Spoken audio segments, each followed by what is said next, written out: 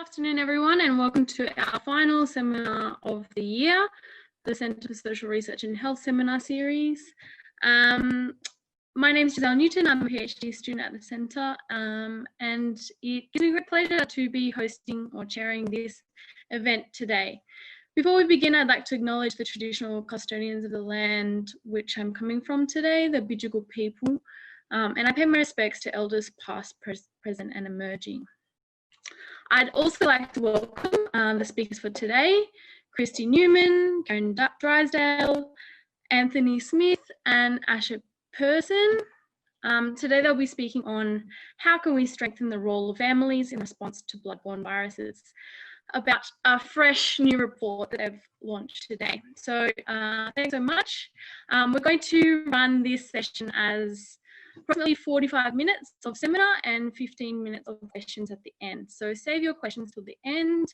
You can either post them in the chat or if you'd like to speak, just raise your hand and we'll go to you.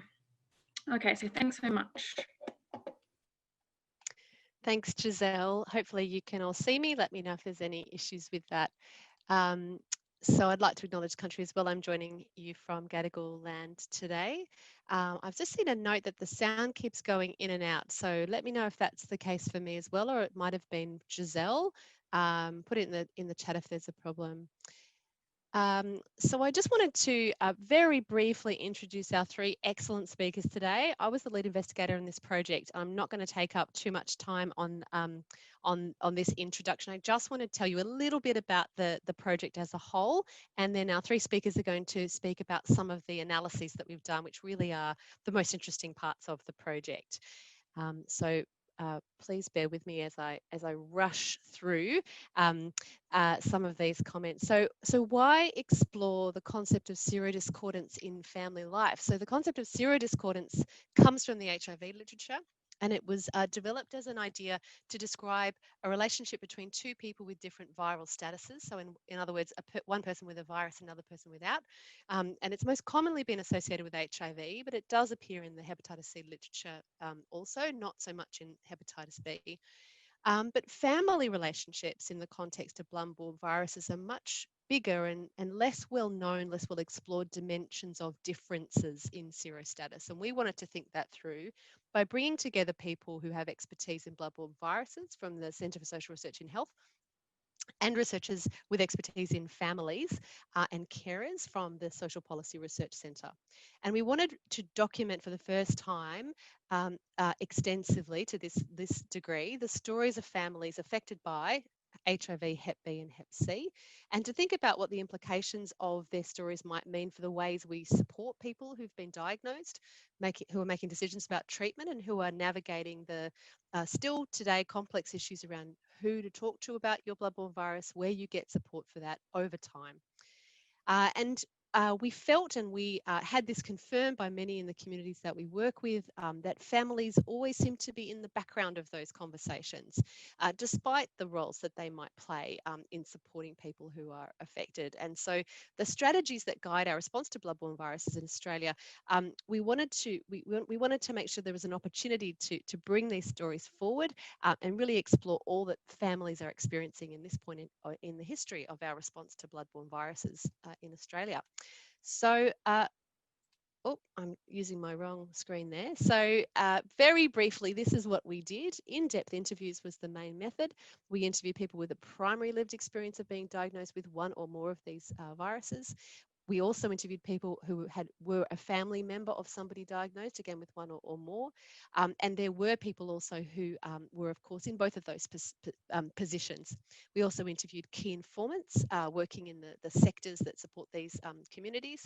And importantly, I just want to make sure we emphasise that the definition of family was led by participants. This is really important. So it could include anything really that people considered to be part of their families. And I'll speak about that a bit more in a moment. We did also, this is also important to know, ask that participants only took part if they actively involved family members in their health decisions and practices. So of course that means there are people who wouldn't take part in the study because family didn't play a part in that aspect of their lives. So just keep that in mind as you're hearing about these particular stories. Participants could be aged 16 and above, self-consenting, or 10 to 15 with parental consent. And this is just a snapshot of some of the ways that family were defined in our interviews. And as you can see, incredibly diverse ways of thinking about how family work in people's lives. And we were really, really pleased to see that.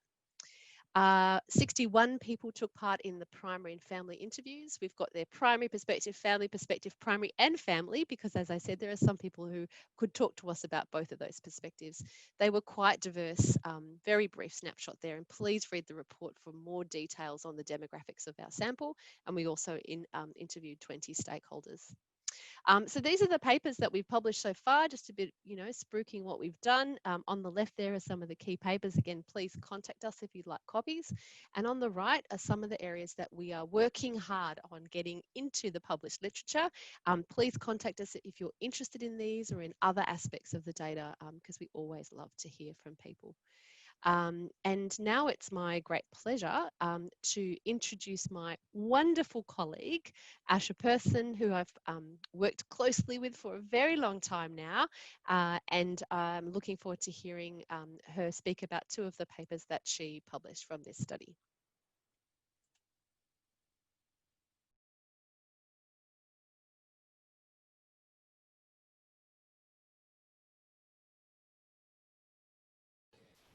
Sorry, I had a family member burst into my office.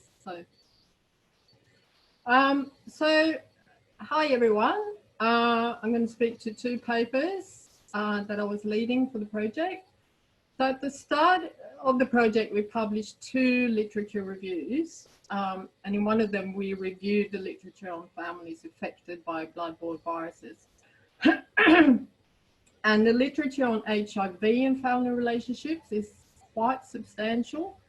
Much of this literature is focused on resource poor settings and the early or pre-treatment eras, but it clearly showed how HIV can have profound effects on both the diagnosed person and their families, and that families often play a critical role in relation to the experiences and management of the virus.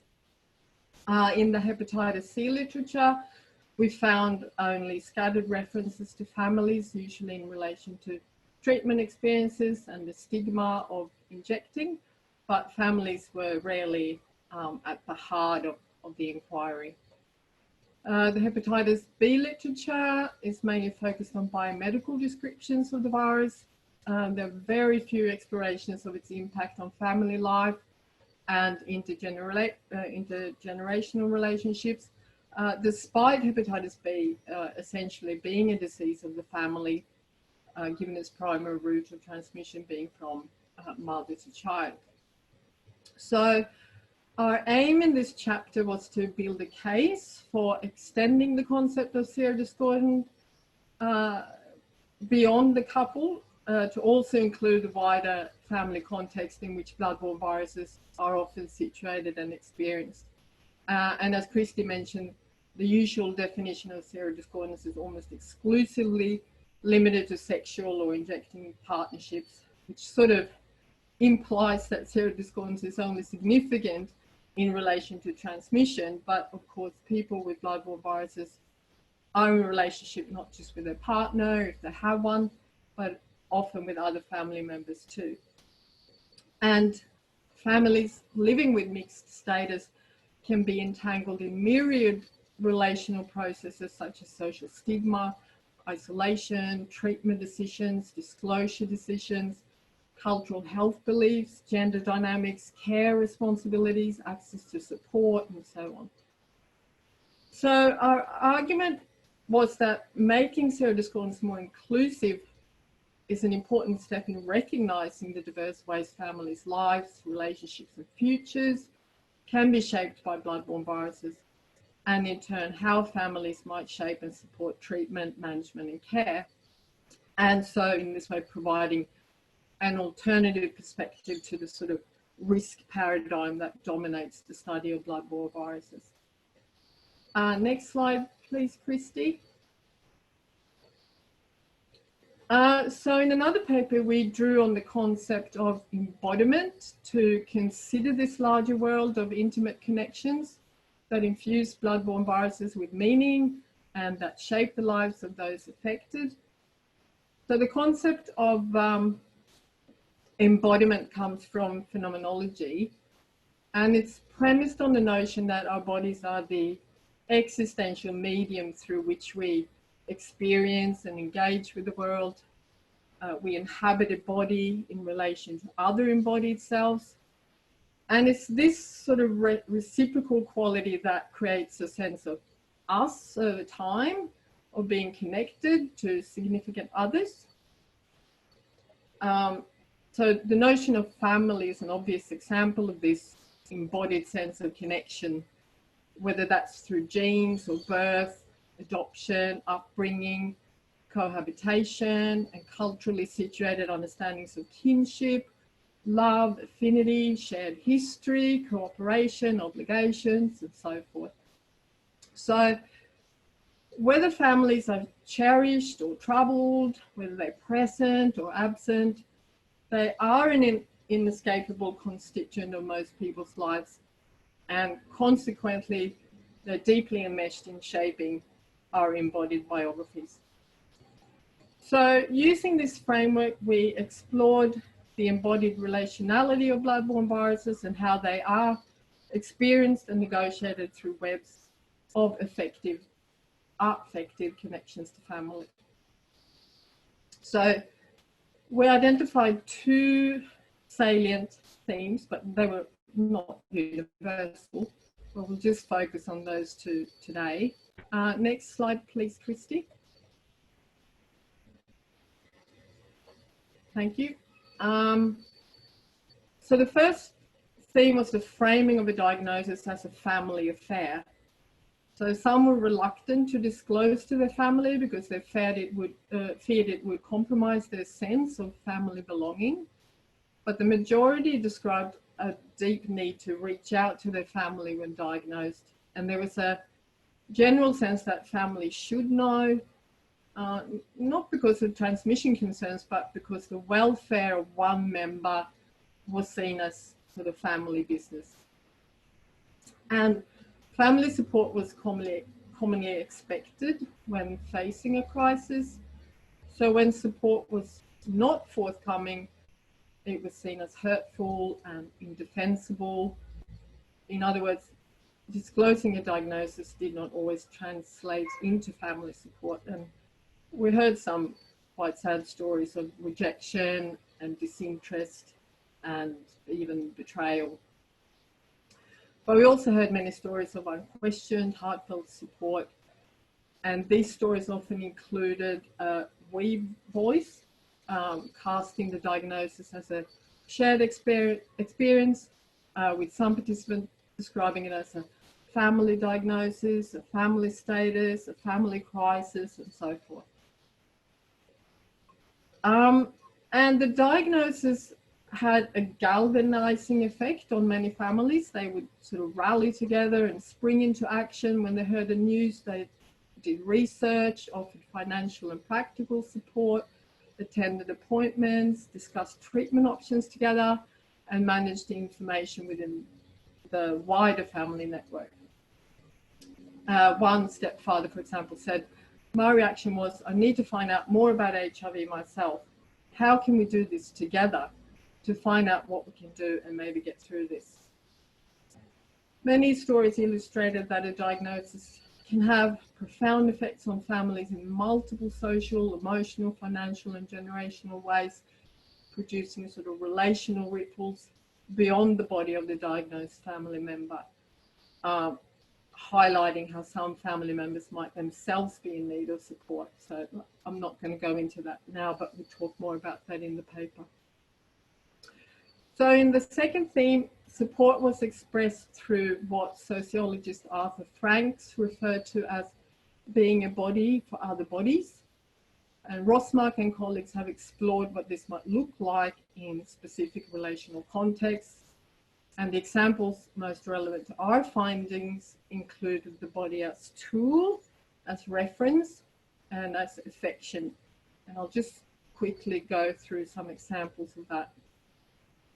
So there were many examples of family members extending their body as a tool or a resource to provide help during periods of sickness and physical incapacity. So they would step in to drive cars, cook food, mow lawns, provide bodily care, and so forth. And some family members also responded to news of a diagnosis by invoking their own body as reference. That is, they would reveal past or present experiences of their own physical afflictions or of stigmatized practices as a way to kind of create a bridge to the diagnosed family member and show their support in that way. And support was also expressed through physical affection. And in the context of the stigmatized virus, touching took on a particular meaning in the stories we heard, signaling a lack of fear by refusing to treat the diagnosed family member as sort of dangerous or different, and trying to normalize the virus within the family in that way. And one elderly mother said, when we asked what advice she would give to other families, she said, just hug them and give them a kiss and tell them you love them and let them know you really care. You don't have to be afraid of anything. And the sort of embodied significance of family support was often described using bodily metaphors. And I'll just give one quick example of that, of one participant called Bradley. He contracted hepatitis C in 1979 from sharing injecting equipment and spent many years in and out of prison. And when he became unwell in the early 2010s from liver damage, it provided a sort of conduit for his dad to get involved and become a body for his son after some years of estrangement. Next slide, please, Christy. So this is what Bradley said. When all your ailments and dramas can't be shared with any family member, whether it be health-wise or incarceration, life gets pretty lonely. I didn't feel like I belonged to anybody. And when my dad, a member of my family, started to take an interest all of a sudden, it felt like for the first time I had an arm around my shoulder. It's hard to explain, but the fact that Dad took an interest made me feel part of something I'd never really felt before. Other interviews also included stories of those who lived with the virus also becoming a body for other bodies. Some, for example, describe how they use their diagnosis as an educational tool for younger family members, telling them their story as a kind of springboard to discuss sexual health and drug use. So their embodied histories were, in a sense, extended down through the generations, providing another example of serodiscordance as a family affair and its potential reach through the family network.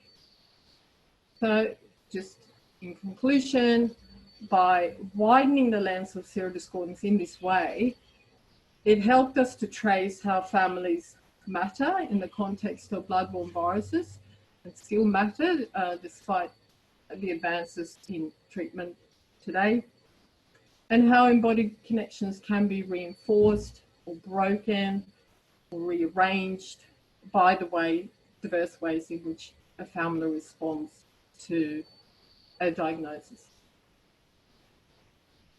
Thank you.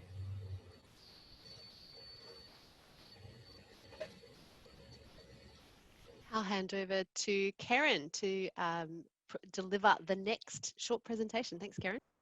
Thank you. And it's been such a great pleasure working on this project, especially with these two theoretical powerhouses, Christy and Asha. So in some ways, the thing I'm going to talk about today was a bit of an accidental discovery in that we didn't set out to track the particular method here that we're going to talk about. But as it turned out, it really was helpful to add to our understanding of serodiscordance and that type of embodied relationality that Asha's just spoken about. So I want to start with the question that prompted our thinking in this area. How can visual methodologies contribute to our understanding of serodiscordance as it is experienced in families affected by diseases that have long been characterised by cultural fears and social shame? So we already know that conceiving of families only in terms of the presence or absence of formal caregiving roles is wholly inadequate to explain the complex and contingent contributions of family support that figure in those more everyday and long-term management of infections. So accordingly, one of the tasks at hand for us was to capture and interpret the ways that people define families in the context of living with these socially stigmatized bloodborne viruses. And one potential avenue for exploring the formation and transition of family life was to review the data that we'd gathered through a mapping exercise that was developed for use in this study. And this is what I'm going to talk about today. Next slide, please, Christy. So at the start of the in-depth qualitative interviews, researchers were provided with this template so they could carry out a mapping exercise with each participant. And much like other visual methods, it was used with the aim of producing a visual means of contextualising and organising relationality. So the family mapping process was thought to provide two main benefits. The first was to give interviewers a sense or a visual sense of what family meant to each participant, and to also provide context for stories in which family members were mentioned by name. But it was also used to act as a guide throughout the interview, where the interviewer could make reference to names on the map in order to prompt additional forgotten or hidden narratives. And so the mapping exercise was initially assumed by the research team to have discrete temporal and functional characteristics, conducted and completed at the beginning of the interview to offer a sort of static view of family as produced by the participant for the benefit of the researcher. But as we discovered, the mapping exercise did not remain this fixed representational guide as we first intended. Instead, the depiction of family that took place through this process was delineated, negotiated, and justified by the specific conditions of each research encounter. And this process continued throughout the duration of the interview as participants added people onto the diagram in response to the unfolding narrative that they were producing. And the more reflexive aspects of the exercise also led to a deliberate editing of the family map, including movements of family members between those inner and outer circles, and so on. And so overall, this meant that the map was revisited and revised over the course of the interview. So I'm going to give you a couple of quick examples of this. Next slide, please. So the question of what counts as family was taken up by various participants, and it changed the spatial dynamics indicated by the concentric circles of the map, and in some cases the narratives that could be told in response to them. So this allowed the interviewer to explore perceptions of relationality outside the conventional definitions of biological or living family. And this process also extended to how the interviewer's responses to those questions warranted further lines of inquiry that may not have been possible without this map. So in the first example, including the participant's deceased father prompted an unanticipated narrative about his current experiences of hepatitis and how they're mediated by the closeness that he feels with his deceased father. And furthermore, how such closeness provides him with support in the comfort that he receives in talking to him. So in some cases, questions over who to include on the map also served as the basis for a much more prolonged negotiation in the research encounter, as participants reflected on how to position those individuals on the map. So one way to resolve this dilemma was to hierarchize family members, and sometimes that actually exceeded the two circles on the template that was provided. And other participants struggled to spatialize their relationships, prompting negotiation with the researcher as to their appropriate positions.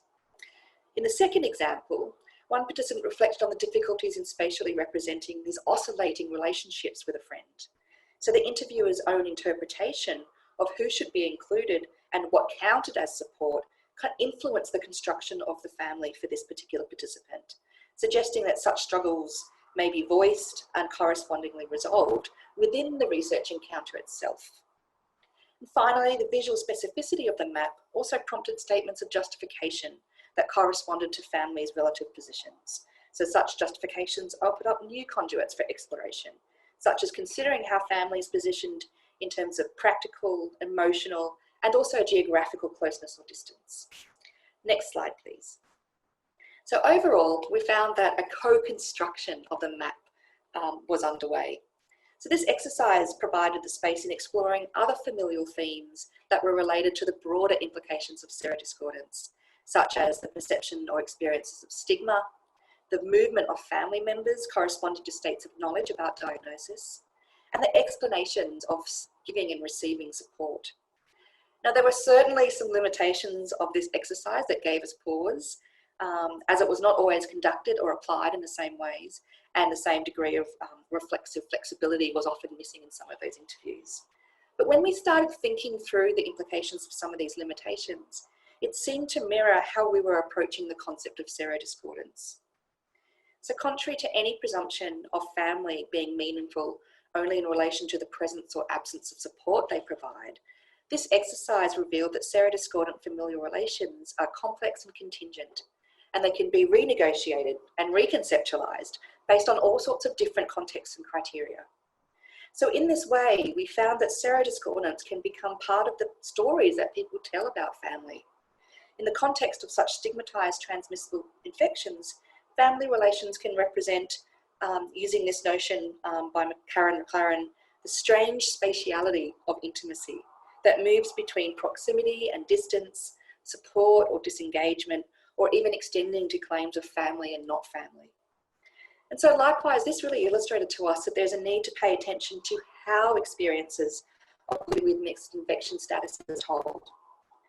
The intertwining of narratives of family life with their spatializing representations demonstrates that while serodiscordance can be felt as intensely personal, it is necessarily relational.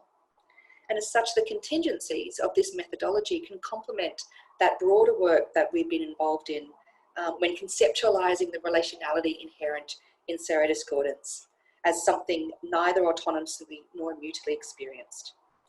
So here, rather than a technique to solicit data then, the conceptual and the methodological are entwined in the intent to document stories of family life in the context of HIV, hepatitis B, and hepatitis C. Thank you. Thank you, Kerryn. And our final speaker today is Anthony. I'll hand over to him now. Thank you very much, Christy. So it's a pleasure to speak today. I'm on Noongar Whadjuk country, so just like to pay my respects. I joined this project as a research assistant about 1.5 years ago to assist with analysis and writing. So I'm going to speak about 2 different papers today. So we'll just go to the next slide. So, the first piece I assisted with was a paper led by Asha, but I worked really closely with her to develop the conceptual framing. So this paper was Understanding Risk in Families, the Doing and Undoing of Difference, published in Health.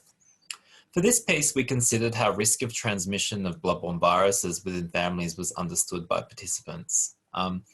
We started with anthropologist Mary Douglas, widely seen as the originator of the cultural theory of risk.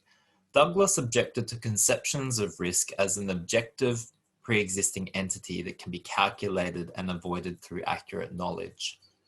Instead, she forged an understanding of risk as a profoundly collective, intersubjective process, often entangled in emotions, power, and politics.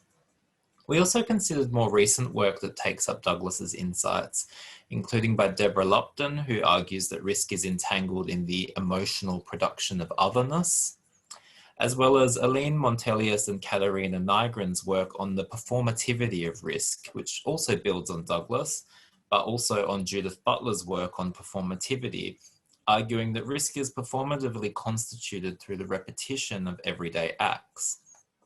So a key point about risk for Douglas is that it is about the demarcation of self and other, about mediating the symbolic boundaries of difference. Particularly through the ways that people grapple with assessing danger in everyday life.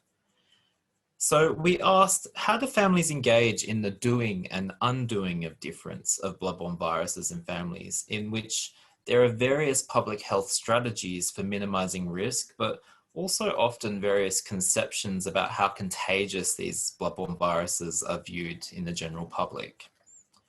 So I've got 2 quotes here that demonstrate some different ways in which risk was undone or done. So Jessica, the sister of Sarah living with HIV, told us, quote, "We treat her the same way that we treat everybody. It's no different, none at all. So, it doesn't matter. It's irrelevant." So here Jessica seeks to undo the idea that her sister, Sarah, is fundamentally any different to anyone else in the family, rejecting any sense of difference. Many participants like this, some drawing on scientific evidence that transmission is unlikely in most circumstances across the 3 viruses in the family home, but also in the absence of leveraging scientific evidence, rejecting the idea that families should be treated any differently, even if there was risk. In contrast, New living with hepatitis B virus told us, quote, especially in our culture, like, everyone uses chopsticks to dip into the same little bowl of dipping sauce.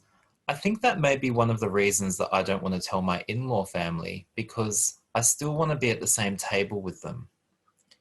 Given the stigma and discrimination of hepatitis B in New's community, she was reluctant to disclose to her in-law family because it would most certainly constitute her as different, positioning her as at risk and therefore unable to have a seat at the table.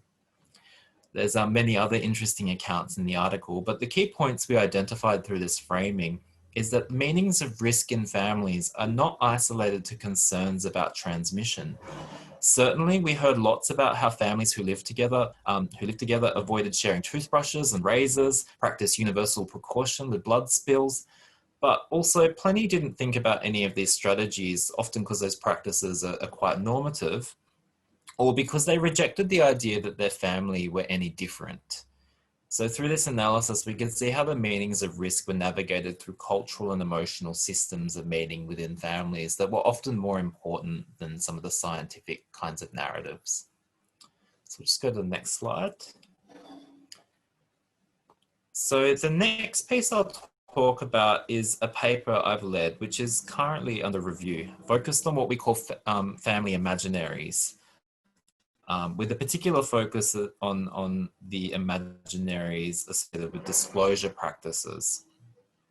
We drew a sociology of families, which emphasize how families, whoever they might be, occupy a significant position in people's sense of self, but families are not predetermined or an innate of relationships, and instead are practiced or displayed in everyday life, as Finch tells us. Building on this canon, Petra Nordqvist argued that, quote, people deploy, even live ideas and concepts of what makes a family.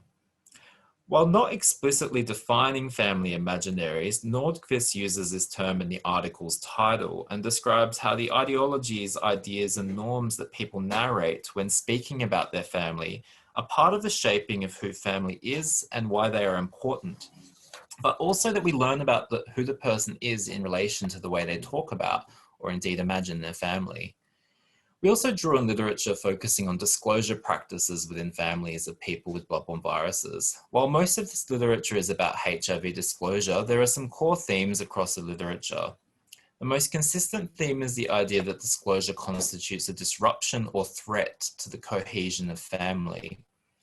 And so a fair portion of the literature also focuses on ideas about secrecy and the risk of whether to keep viral status a secret because it can be disruptive, or the risk of not disclosing it and it later being found out. So for this study, we were interested in how family imaginaries shaped disclosure and how disclosure shaped family imaginaries. So what does the process of having disclosed tell us about what family is like? The first theme centers on the reasons participants had decided to disclose to family. Hannah, living with hepatitis C virus, told us about why she disclosed. She said, starting Hep C treatment was the purpose of having a conversation. And I didn't want to tell them about the diagnosis before that because I guess I don't know, maybe I was avoiding the conversation, or maybe I didn't want them to start worry or start to worry or start questioning my life. I'm not sure really why I didn't tell them beforehand. Maybe because I didn't see the purpose in telling them until I had made decisions around how I was going to act on it. So Hannah initially did not want to disclose to her family because she wanted to avoid them having to worry about or question her life. The idea of not wanting to worry about family was common across participants. However, when she started treatment, she wanted her family involved, and the prospect of treatment gave her a sense that her hepatitis C was under control and therefore something that didn't burden them because she had a clear direction for managing her diagnosis. Here, family is imagined as important to share information with, although she's ambivalent about why exactly. And So she only wants him involved that does not cause stress. This suggests that she wanted to protect them, but also wanted to avoid unnecessary negative confrontation. Go to the next slide. A second theme we explored was participants who had experienced a significant delay in time before disclosing to family. Laura, also living with hepatitis C, did not disclose her viral status until her daughter was an adult. She explained, quote, "Partly my overriding thing was I wanted her to have a charmed childhood and a protected childhood, and not to have to go through some of the stuff I went through in childhood. So part of that was just creating this really strong family unit that kept her protected from everything." This account highlights the considerable effort invested by some in maintaining a particular kind of family. For Laura, delaying disclosure to her daughter was bound up in her desire to be a good parent and protecting her daughter's experience of childhood, at least as she imagined it would be. Again, a sense of not wanting to cause worry or distress to others, but also imagining that her daughter's experience of childhood would be fundamentally better if she did not disclose to her. This idea of not wanting to disrupt her daughter's experience of childhood also partly reflected her own experience of childhood, where she alludes to having gone through some stuff, and so wanting to protect her daughter from that. In the third theme, we turn to the strategies that participants employed to disclose in the most effective way. These strategies were often about minimizing distress, again, such as by imagining that family held onto an outdated idea of what living with HIV was like, and so then leading with information about U equals U, or that treatment means you'll live a normal life, in order to sort of contain outdated notions of HIV, making family quite worried. Others relied on using different relationships or mobilizing different relationships in their family to support disclosures. So, for example, Ethan, living with HIV, told us, "I rang my middle sister first because she works as a nurse, and I figured, she's the more rather than the emotion. So I spoke to her first, and she basically had organized for herself to be at my mother's house when I made that phone call." So, in summary, our analysis reveals how participants variously imagine their family, often as a precious web of connections which they felt they needed to care for by avoiding or minimizing distress. In this way, disclosure was typically positioned as an event that would constitute a disruption to family relationships.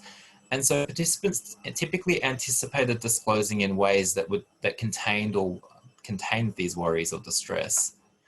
This analysis relies on interview talk and how participants imagine their family, often much later that they disclosed some years ago, so they were reflecting on it. But we're reminded of Jane McCarthy's point here that the language of family is powerful, quote, "precisely because it does act as a repository and expression for deep but ambivalent desires for, and sometimes fears of, belonging and connection." On the one hand, we can see that family matters, but that it's also something that needs to be carefully negotiated. At stake in the disclosure of a bloodborne virus is the threat of loss, change, and stigma, and these threats are anticipated or managed in particular ways, drawing on imaginaries of who family are, and indeed who the individual is in that family. So we think that paying attention to family imaginaries and the sociology of families is important in considering how illness shapes everyday family life. So I'll finish there. Thanks. Thank you so much, Anthony and Kerryn and Asha. As I'm sure everybody can see, there is just incredibly rich analyses which have been produced already through this project, and which we're continuing to work on in the background now that the project is formally wrapping up. And we're very excited that today we're able to publish the summary report from the project. So this is not a comprehensive, really long report. We're hoping that it's a sort of a snapshot into what we've done, the key areas of analysis, and also some recommendations that we have consulted with our advisory committee on, and think does have relevance, and we hope will have value in the world. So I just wanted to very briefly, before we go to questions, thank a million people, our investigator team, myself, Asha, Kylie Valentine, Myra Hamilton, Joanne Brighton, Jack Wallace, and I know Kylie and Joanne and Jack at least are joining us today. Thank you for incredible commitment over the last few years. We also had a broader research team, as I've mentioned there, Anthony and Kerryn we've heard today, but also Rebecca Gray, Jake, Lise, Jessica, and Angela, who is Jieling is her Chinese name. And we had an advisory committee, I've spelt committee there wrong, that's excellent, who have been so committed to supporting us through the last few years. We couldn't have done any of this without them. And also, of course, our funders, the Australian Research Council, and the universities that support our time also. So I'm going to wrap up. I just wanted to say, please have a look at the publications. Please contact us if you'd like any of the journal articles that you can't access online, and we're always keen to hear from you. And I just wanted to also finally say this is the final formal seminar for our wonderful colleague Asha Persson, who is wrapping up at UNSW at the end of the year. So please do join me in sort of remote quiet clapping for the wonderful Asha Persson, who's made an incredible contribution to the field of social research on HIV over the last, is it almost 20 years? She can speak to that, and we will head over to Q&As. Thank you.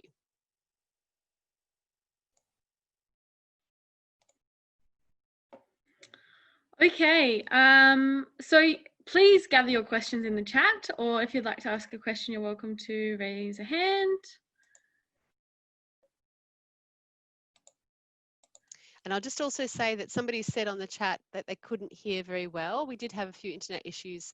The seminar will be recorded, and we can put the PowerPoint slides also on our study website. I think that's probably a good idea. And also the yeah, all of the materials that we've talked about are available linked on the study website as well.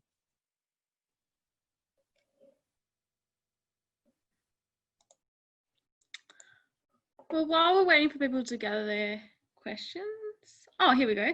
There's a question from Thomas in the chat. Firstly, were there any differences between people living with the different viruses? Sorry, unmute yourself. I'm probably going to throw this one to Asha, but I just wanted to say one of the things that we set out to do was to deliberately try to look across these viruses, even though we knew that that was a kind of a false, you know, an artificial device. We know these are incredibly different, and they, in terms of the way that they impact on bodies and treatment options, and the way that they lived and their social meanings. So we certainly weren't trying to collapse differences, but what we thought would be interesting is to think about this central concept of families and how it might travel or and you know sustain or resonate or not across these different viruses. So just wanted to make that clear, because I didn't say that at the beginning. The other thing I forgot to say is we did have a number of people who could speak to experiences of co-infection in the study, so we haven't focused on that today, but you know these are not straightforward divisions. Asha, anything that you could share about that? Yeah, I mean, I think there were surprisingly little differences. I mean, one difference were in the stories of hepatitis C, because of the stigma around injecting drug use. That was often the major stumbling block for the families rather than the virus itself. But other than that, I think, you know, notions around risk and knowledge about risk, I mean, that was kind of pretty consistent across, you know, there weren't more sort of outdated understandings around risk in certain populations than others, or whether people had been diagnosed more recently or many decades ago. The stories were kind of much more complex than that, in my view. Thank you. And I just wanted to, Giselle, sorry, just to jump ahead to the other question, which is about, did we interview people from culturally, linguistically diverse backgrounds? I just wanted to clarify that as well. about 62% of the sample were born in Australia, and around the same amount only spoke English. But we did have the remainder who were born in other countries. There was about 12% in African countries, about 8% in other English-speaking nations, 8% in Asia, 5% in European countries that are non-English speaking, and so on. So there was diversity in that group. So we did hear stories around the impacts of migration, mobility, cross-cultural, cross-national families. We also have Jack Wallace on the line. I don't suppose Jack would be willing to just add a line or two about his perspective on that question about differences that we saw in the data and maybe that particular element. G'day, Christy, can you hear me? Yes. Okay, listen, the first thing that actually came to mind was the stuff around having to negotiate hepatitis B diagnosis kind of with families overseas. And so it wasn't necessarily kind of like a this disclosure wasn't necessary, and it had to be mediated around kind of the services that were available to people overseas as well. So kind of disclosure became a bit more problematic, particularly with hepatitis B, because when you're disclosing to people overseas, those people overseas may not have access to a whole range of services that we take for granted in Australia. So that was one of the kind of things that was highlighted for me around that kind of, it's a really challenging kind of issue for a number of people with hepatitis B, with family living overseas. Thanks, Jack. And I've just seen Jen Johnson's also posted a question here, focusing again on Hep B, but particularly anything in particular in relation to disclosure, given disclosure conversations are often initiated upon diagnosis because of the recommendation that family members are tested and vaccinated. So I'm just wondering if there were any additional differences there that we could comment on. I mean, as with all other social research related to hepatitis B, it was really hard to recruit people with hepatitis B into the study. So it's actually kind of really difficult to make, any specific claims about, particularly with hepatitis B. Sorry, it was Absolutely, that's true. We do have to be very cautious with the numbers were much smaller for hepatitis B. So, and there are a couple of papers which we're hoping to publish which will explore some of the accounts of those people in more depth, I think. So hopefully we can think that through a little bit more. Thanks, Jack. Okay, so I know there's also a question about the number of Aboriginal and Torres Strait Islander participants in the study.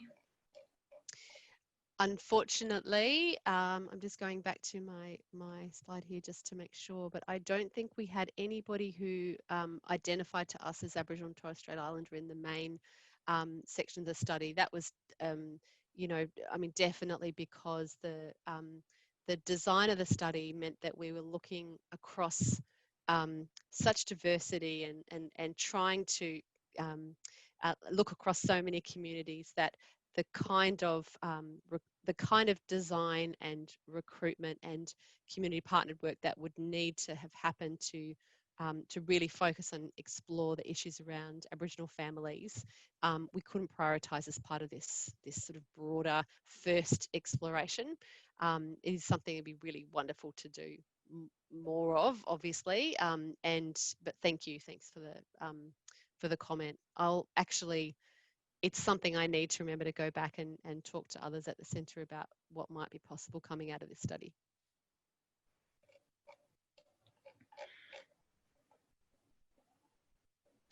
Another question from Thomas here. You mentioned there were people with family members that were also infected. Were there big differences between serodiscordant and seroconcordant relationships?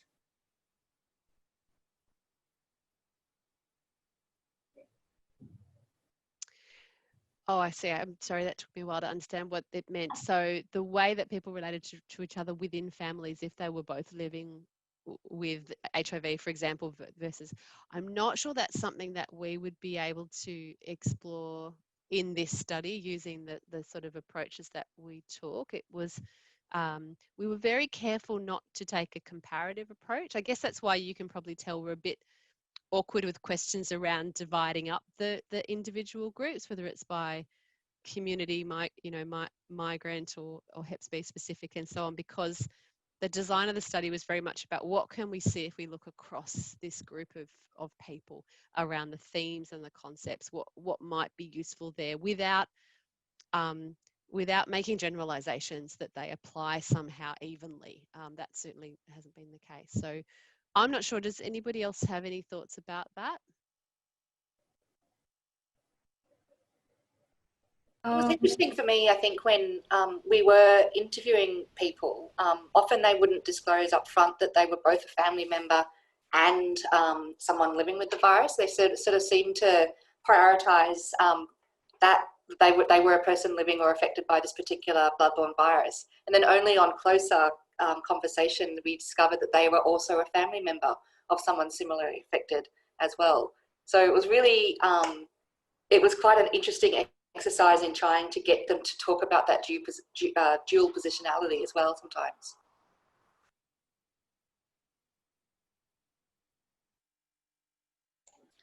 Asha, you can add to that? I'm just echoing what Christy said, but one of the stories that came to mind was, I think in a couple of families with children that had grown up with HIV and their mother also had HIV, and the other children in those families who didn't have HIV were the sort of the different one, if you like, was sort of a little bit on the outer, even though they worked through those issues, but there was a really strong bond between the mother and the child who also had HIV, so that was quite interesting.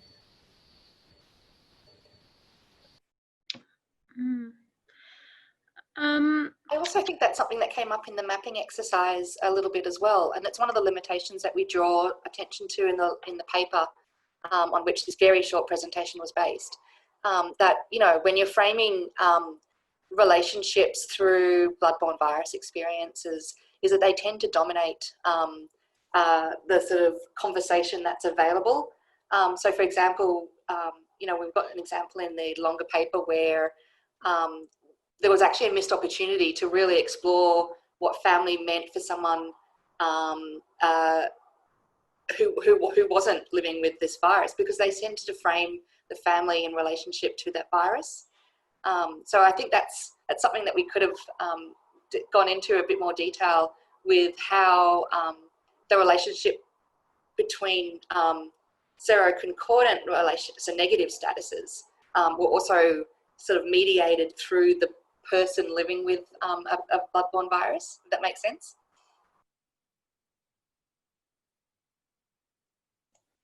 And I guess I'm interested in where to from here. So this has been a huge project, but what are the kind of gaps or directions for future research, do you think? I think we would, I mean, as you can probably tell from the discussion, I think that Hep B is certainly the area that we were very aware that more data would have made it possible for us to do more in relation to that. So it feels like we've kind of been a little more frustrated with what we were able to do in that area. I mean, conceptually, we've got a whole range of additional papers we're still really keen to write. So I'd say that's the main thing that we're thinking about at the moment.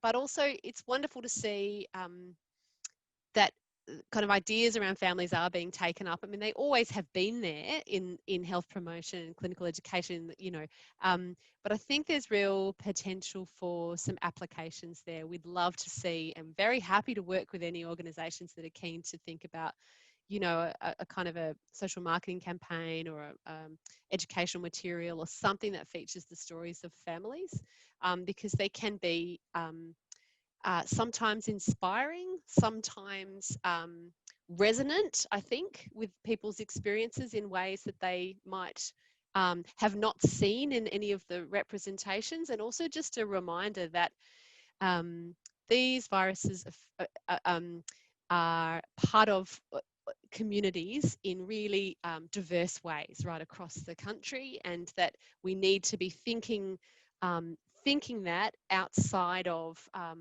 what might be some of the more dominant representations that we have. And sometimes I think that stories about families can really help. It's certainly not intended to displace attention to any of the existing approaches, but really to enrich and fill out some of the background of the way that bloodborne viruses are enacted and negotiated in the community. Don't know if others have ideas. What's next? A summer break, hopefully.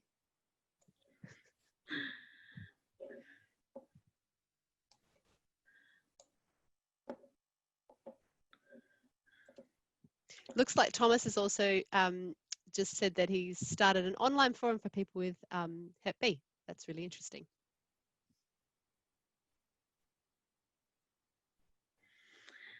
Excellent. Well, we're getting close to the hour now, so I'd like to invite everyone to turn their cameras on if they wish to do so, to say a quick thank you and round up. Thanks, everyone. And please, a final clap and farewell to the wonderful Asha Persson for her incredible work over the last 2 decades and incredible advances that she's driven through her big brain and big heart for people with HIV in this country and around the world. Thank you, Asha. Thank you, Christy. I'm not going very far. But... I know, but you're leaving UNSW. Yeah, thank you.